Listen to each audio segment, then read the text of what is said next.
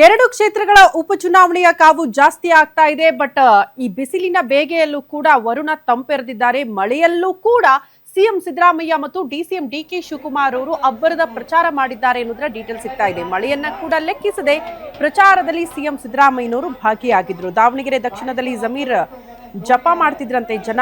ಜಮೀರ್ ಬಂದೇ ಬರ್ತಾರೆ ಅಂತ ಸಿಎಂ ಡಿಸಿಎಂ ಆಶ್ವಾಸನೆ ಕೊಟ್ಟಿದ್ದಾರೆ ಅನ್ನೋದ್ರ ಬಗ್ಗೆ ಮಾಹಿತಿ ಇದೆ.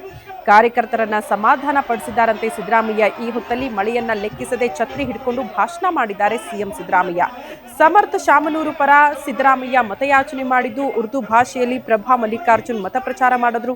ಇತ್ತ ಸಮರ್ಥ್ಗೆ ಆಶೀರ್ವಾದ ಮಾಡಿ ಅಂತ ಸಂಸದೆ ಪ್ರಭಾ ಮಲ್ಲಿಕಾರ್ಜುನ್ ಸಮರ್ಥ ಅವರ ತಾಯಿ ಕೇಳ್ಕೊಂಡಿದ್ದಾರೆ ಮತದಾರರಲ್ಲಿ.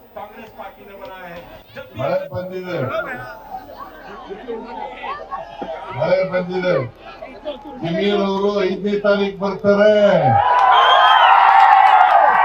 ಜಮೀರ್ ಅವರು 5ನೇ ತಾರೀಕು ಬರ್ತಾರೆ. ಜಮೀರು ನಮ್ಮ ಮಂತ್ರಿಮಂಡಲದಲ್ಲಿ ಸದಸ್ಯರಾಗಿರ್ತಕ್ಕಂಥವ್ರು. ಅವರು ಅಲ್ಪಸಂಖ್ಯಾತರ ಮಂತ್ರಿಗಳು. ಅವರ ಜವಾಬ್ದಾರಿಗಳು ಕೂಡ ಇದೆ. ಈಗ ಕೇರಳದಲ್ಲಿದ್ದಾರೆ. ಈಗ ಮಳೆ ಬರ್ತಾ ಇದೆ, ನಾನು ಜಾಸ್ತಿ ಮಾತಾಡುವುದಿಲ್ಲ. ನಮ್ಮ ರಿಜ್ವಾನ್ ಅವರು ಕಾಂಗ್ರೆಸ್ಗೆ ಏನು ಶಕ್ತಿ, ನಾವು ಪಕ್ಷ ನಿಮಗೆ ನಾವೇನು ಶಕ್ತಿ ಕೊಟ್ಟಿದ್ದೀವಿ, ನಾವೇನು ಶಕ್ತಿ ಕೊಟ್ಟಿದ್ದೀವಿ ಅಂತ ಹೇಳಿ ತಿಳಿಸಿದ್ದಾರೆ. सभी भाइयों और बहनों को अस्सलाम वालेकुम।